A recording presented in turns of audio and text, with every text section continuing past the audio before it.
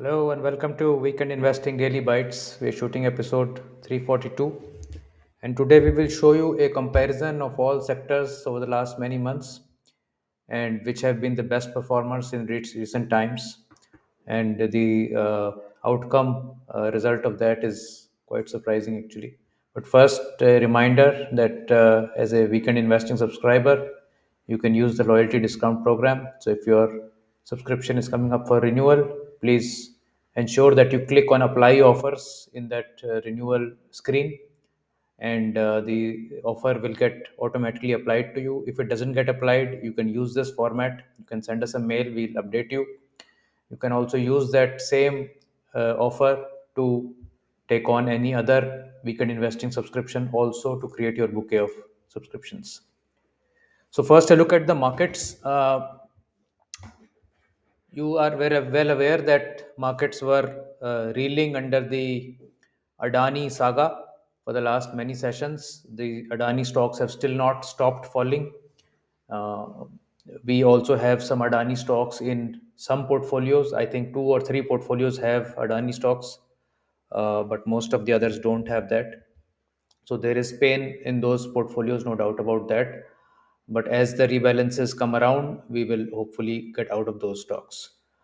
Uh, on the Nifty, you can see there was a very sharp down move from 18,200, and once we broke this 18,200, 17,800 band, it extremely became like a falling knife because you had gaps here all the way in the Nifty. But hopefully, maybe because of the 200 DMA, we have come to some sort of a bounce here. Maybe due to the fact that budget session is now only 36 hours away, and people maybe not want to take very heavy short positions into the budget session, and that may have caused some resting of shorting to take place here. If the budget is a no event, I am pretty sure we will have a waterfall down to 16,800 post that. So the only hope now is that the budget session, the finance minister takes some rabbit out of her hat and makes the market go happy upwards. Otherwise, I think the trend for the down move is already in place, and it'll take something to get out of this trend. But for now, for today, the 200 DMA has worked, and we have likely a very non-volatile day tomorrow before the budget, and then the budget day, of course, you all know, can be a strong trending move day also. Sectoral data, energy stocks beaten black and blue, mainly Adani stocks uh, uh, from this section. Public sector enterprises also, I noticed Bharat Electronics was badly beaten today. Commodity stocks were down, FMCGs down, consumption stocks down, metal stocks also correcting.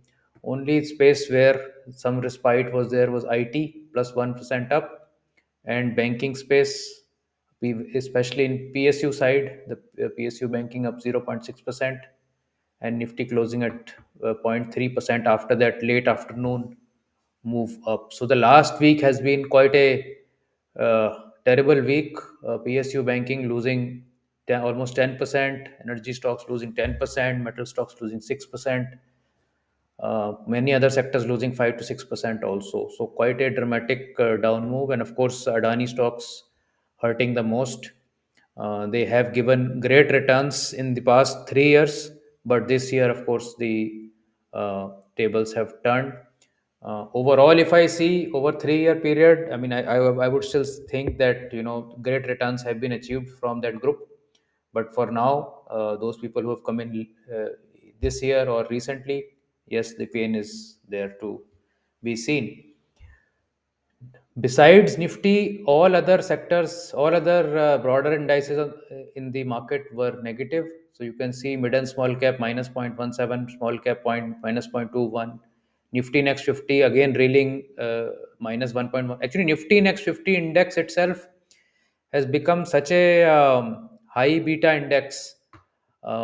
It has not only Adani stocks, it has Paytm, it has Nykaa, it has uh, Gland Pharma. It has those names which will move very in a volatile fashion, and most of these stocks probably may not come to the Nifty. So usually I see Nifty Next 50 as stocks that have the capability to come to Nifty. But more and more, I'm seeing that Nifty Next 50 stocks are the kind where, although they have reached Nifty Next 50, but their next move is going to be maybe mid and small cap index below that. So anyhow, the purpose of Nifty Next 50 is to have a inventory of stocks that can replace Nifty stocks over a period of time as they grow and as they become the new market leaders. Um, some of them have that potential, some of them don't. So we'll have to bear with some volatility here. And because of that volatility, NNF10 has had a bloodbath this month, another 5.5% down. There are about, I think, three or four stocks, Adani stocks in this portfolio, which will rotate out at the rebalance on 1st of February. Likely rebalance out of that unless something dramatic happens.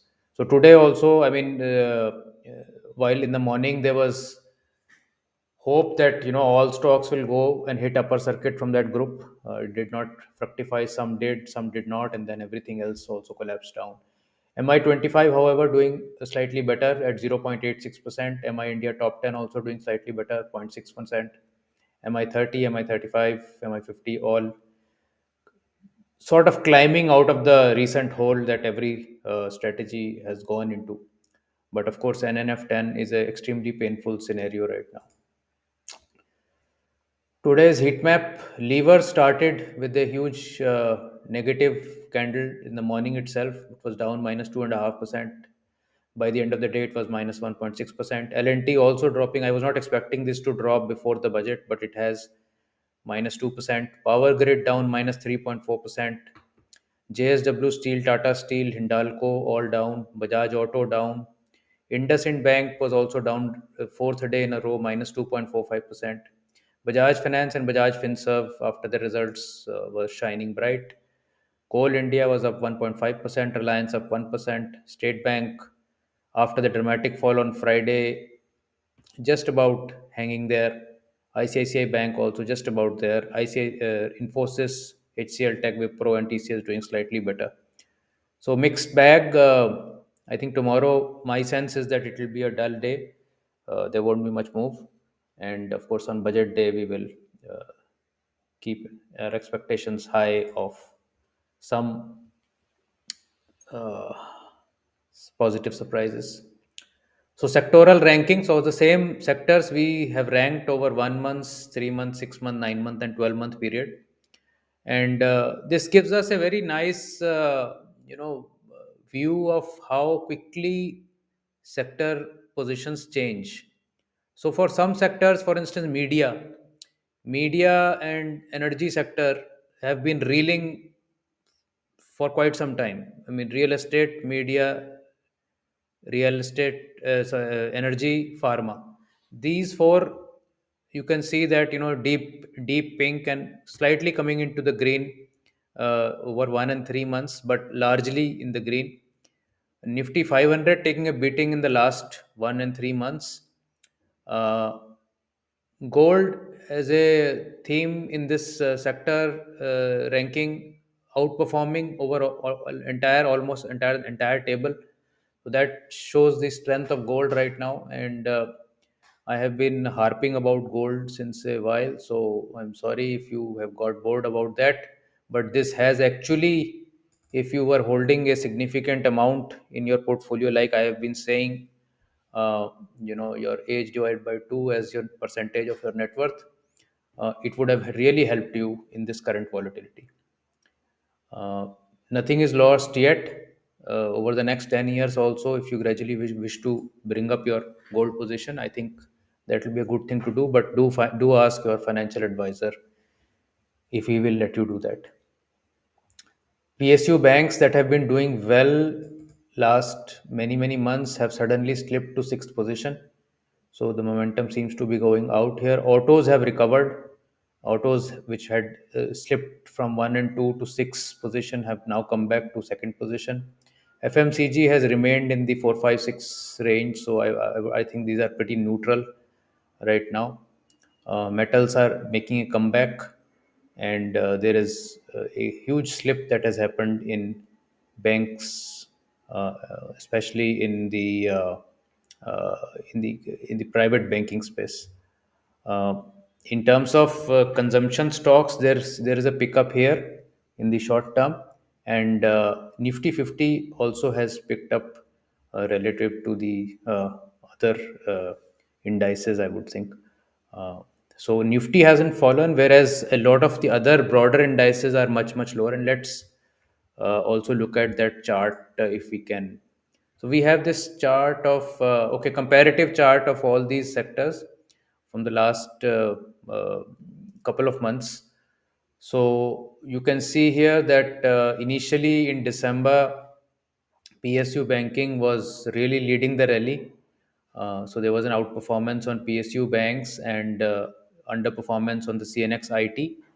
And now in the month of January, IT has made this comeback of sorts. PSU banking has given up some gains here. The green line is that of gold. Of course, that is doing well, plus 7% over the last couple of months. And CNX Energy has really, the bottom has fallen out of it. In the first month also, it was down by about 4, 5%, but now it is down minus 14%.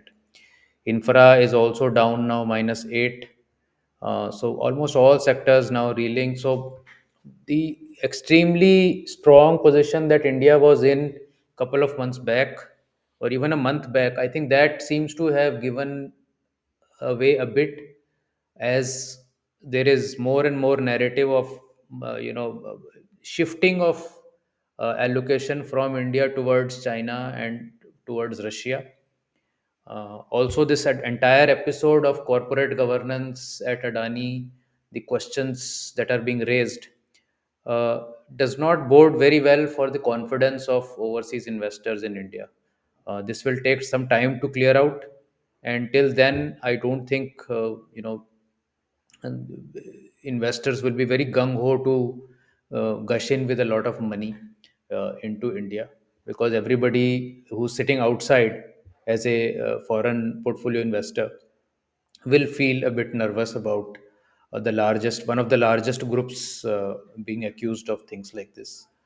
So, from that perspective, we may have, and this is just my own speculation, I would say that Feb and March, unless budget, unleashes some wild horses, I would expect Feb and March to be consolidation months, where nothing spectacular is expected. um, so that may be a good time to put your house in order in terms of your strategies, your accounting, your studies, all those kind of things. So this is all I have for today's daily bite. I will be connecting with you again tomorrow, just one day, one evening before the budget, and let's see how tomorrow holds for us. I'm myself a bit surprised that we did not hold that 17,800 range before the budget. But I'm hoping now that the 200 DMA will give us some respite there. So thank you so much for watching, and I'll see you tomorrow. Bye.